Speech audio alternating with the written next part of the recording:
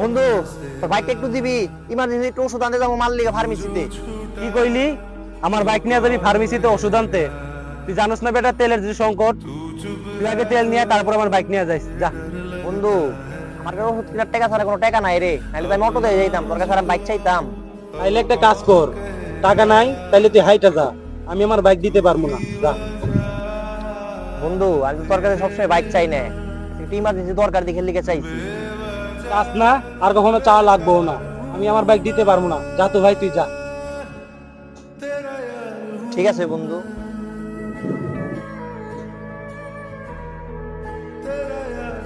এই শখের বন্ধু বন্ধু রাখুস কে? বাইক হচ্ছে শখের জিনিস, যখন তখন এসে বাইক চায়, মুডটাই নষ্ট করে দিছে। চল জায়গা ল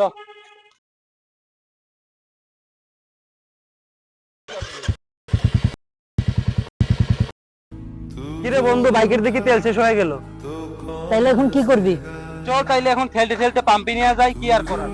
তাইলে বন্ধু তোর বাইক তুই ঠেলতে ঠেলতে পাম্পে নিয়ে যা, আমি ঠেলতে পারবো না, রিক্সা ধরে বাসা যাই গেলাম।